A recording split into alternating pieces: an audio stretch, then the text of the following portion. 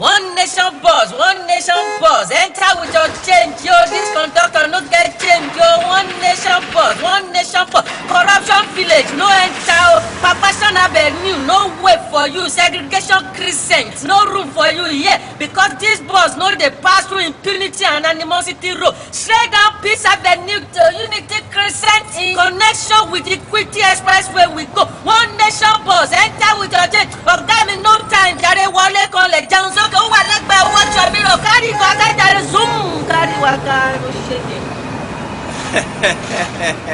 Benny, no time to waste. Make we waka because here there is too much blunder. So make we go yonder without any asunder. Oga driver, muje with full alacrity and accelerating high velocity of gravity. Jare. Oga madam, please shift for bros now. That scene no be for one person alone. After all of us are part of us. We are one people, one nation. Irrespective of our ethnicity and villageicity, we are still one nationality. United we stand, divided we fall. That is why this na the only bus wey fit carry you reach your locality without any perversity. Because inside this bus, nothing like tribalism, religionalism, PDPapism. So no room for militantism and Boko Haramism, jare. Yes, yo. In case you still dey wonder who dey follow you here, na me be the original Baba Alagbo, the special herb seller known as Haywire the Rhymer, Professor of Rhymes. First of all, I greet you congratulations because here with me inside this box, you've met with the solution to your life situation. I mean all you need to enjoy life in abundance are all loaded and embedded in my head.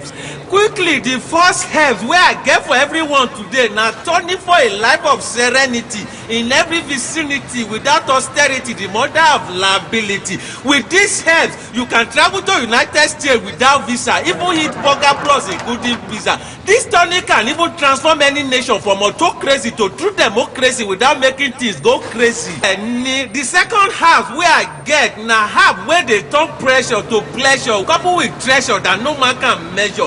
It can also turn acrimony to stupendous testimony, accompanied with enormous money for the ceremony. Even as a nation, it can tackle corruption, segregation, and perversion, wey don bring many other affliction and turn our nation to the center of attraction.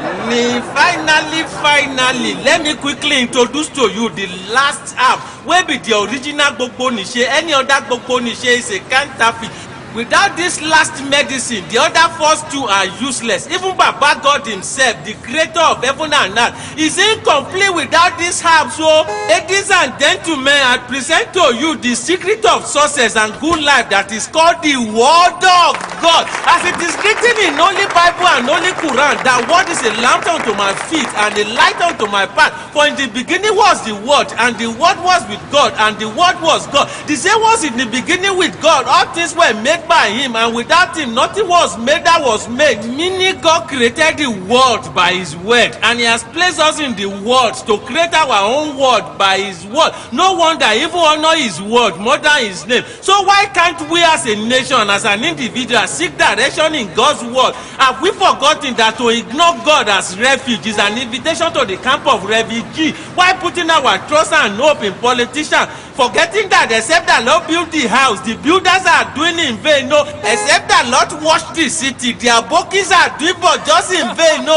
for man without God is nothing, but to be rooted in God's word is never to be uprooted in this wide world. So instead of looking up to any party or politician as the solution to our lives and nation, let us look up to him that Muslim address as Allah, Christian to him shout hallelujah, great giant Jamaica, Eledumare of Africa, even in the whole of America, he has no replica.